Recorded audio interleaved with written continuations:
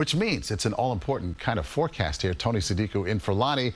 And what are we looking at, Tony? Yeah, Maurice, lots going on this weekend. And I think this weekend forecast is a gift because there's not really a ton that's going to impact your plans. Rain chances are very low, and yes, it gets cooler, but it's not going to be a dramatic chill when you step outside. Really nice night now as you look from Brooklyn to lower Manhattan. There's nothing going on. Atmosphere is quieting down. High pressure building briefly after the rain we had today. Only a trace in the city. 54 now after a high in the 70s. It is a cooler weekend, so the fronts move to the south.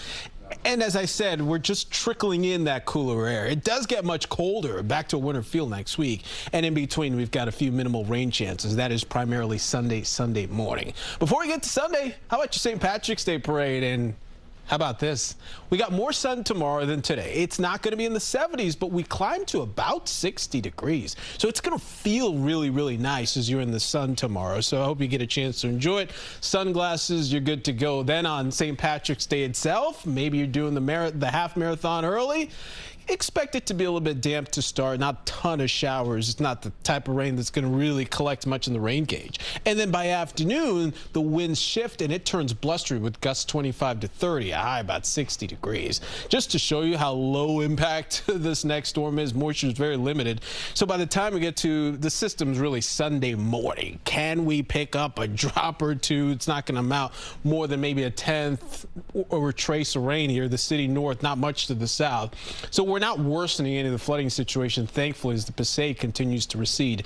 No warnings left there. So while it's quiet here locally, oh, here comes the next system. There it is, the low pressure system. So it's the cold air on the backside of it that I think is going to be more meaningful when this thing arrives and it starts to push in next week. So look at this change from the low 70s today, which broke records in many spots, to the 30s for lows by Tuesday morning. That's why we're talking about this major chill. By the way, those 30s feel more like 20s, so you're utilizing the winter coat again. Guess what? On the first day of spring, as those feels like temperatures get right back down there. So your 7-day forecast, when you take a look at it, the 70s are gone, but the 60s will take it. Outdoor plans should be good to go.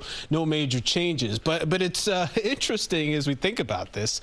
Winter is technically just a few days left of it, and it feels like spring. Then we get spring in here.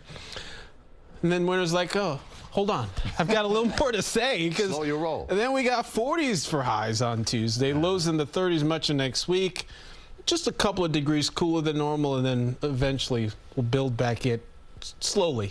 Eventually. Eventually. Got it. I don't see any 70s anytime soon. True. Thank you, Tony.